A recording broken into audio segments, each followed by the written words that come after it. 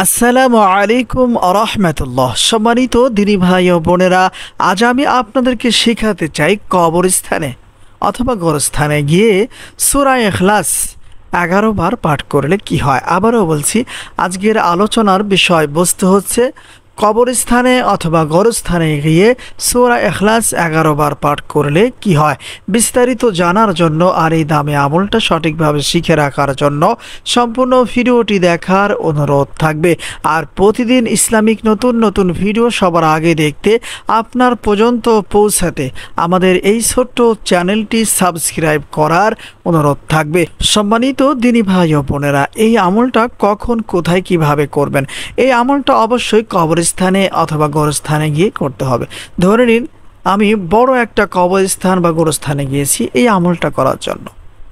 সেখানে গিয়ে কবরবাসীকে উদ্দেশ্য করে সালাম দিবেন। সালাম দেওয়ার পরে 3 বার ইস্তিগফার পাঠ করবেন, আস্তাগফিরুল্লাহ রাব্বি মিন কুল্লি যামবি ওয়া আতুবু ইলাইহি। যে কোনো ইস্তিগফার অবশ্যই 3 বার পাঠ করবেন। এরপরে যে কোনো দুরূদ শরীফ 3 বার অবশ্যই পাঠ করবেন, যেমন সাল্লাল্লাহু আলাইহি ওয়াসাল্লাম, সাল্লাল্লাহু আলাইহি ওয়াসাল্লাম। এরপরে আউযু বিল্লাহি মিনাশ শাইতানির রাজিম, বিসমিল্লাহির রহমানির রহিম, কুল হুয়াল্লাহু আহাদ, আল্লাহুস সামাদ, লাম ইয়ালিদ ওয়া লাম ইউলাদ ওয়া লাম ইয়াকুল লাহু কুফুয়ান আহাদ। এই নিয়মে বিসমিল্লাহ সহ 11 বার আপনাকে সূরাতুল ইখলাস পড়তে হবে। যখন 11 বার সূরা ইখলাস পাঠ করা হয়ে যাবে, এরপরে কষ্ট করে 2 বার যে কোনো দুরূদ শরীফ পাঠ করতে হবে, যেমন সাল্লাল্লাহু আলাইহি ওয়াসাল্লাম, সাল্লাল্লাহু আলাইহি ওয়াসাল্লাম। সম্মানিত দিনী ভাই ও বোনেরা, আমরা কম বেশি সকলেই জানি সূরা ইখলাস নিঃসন্দেহে একটি ফজিলতময় বরকতময় সূরা। সূরা ইখলাস 3 বার পাঠ করলে 1 খতম কোরআন তেলাওয়াতের সওয়াব হয়। এটা জানে না এমন কেউ নেই।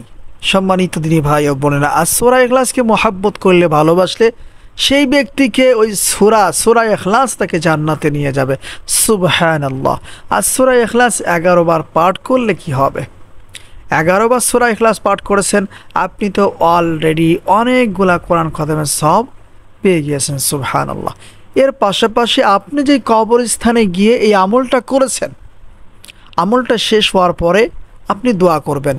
এই যে আমলটা করলেন, দোয়ার মাধ্যমে বলবেন, ইয়া রব্বি কারিম আল্লাহ, আমি যে আমল করেছি এই আমলের সওয়াব যা হয়েছে, এই কবরস্থানে যত মাইয়াত শুয়ে আছে, যত কবরবাসী শুয়ে আছে, সকল আর রূহ মুবারক এর সওয়াবখানি পৌঁছায় দেন। আপনারা যদি আমার দেখানো পদ্ধতিতে এই আমলটা কোনো কবরস্থানে অথবা গোরস্থানে গিয়ে করতে পারেন, তাহলে আল্লাহ সুবহানাহু ওয়া তাআলা আপনার আমল নামায় এত নেকি, এত সওয়াব দান করবেন। ওই কবরস্থানে যত মাইয়াত শুয়ে আছে, যত কবরবাসী শুয়ে আছে, তাদের সমপরিমাণ আপনাকে নেকি সওয়াব দান করা হবে। সুবহানাল্লাহ। এই জন্য সম্মানিত যুবক ভাইয়েরা, মুরব্বী বাবারা, যদি কখনো কবরস্থানে গিয়ে থাকেন, আপনারা কষ্ট করে এই আমলটা করার চেষ্টা করবেন।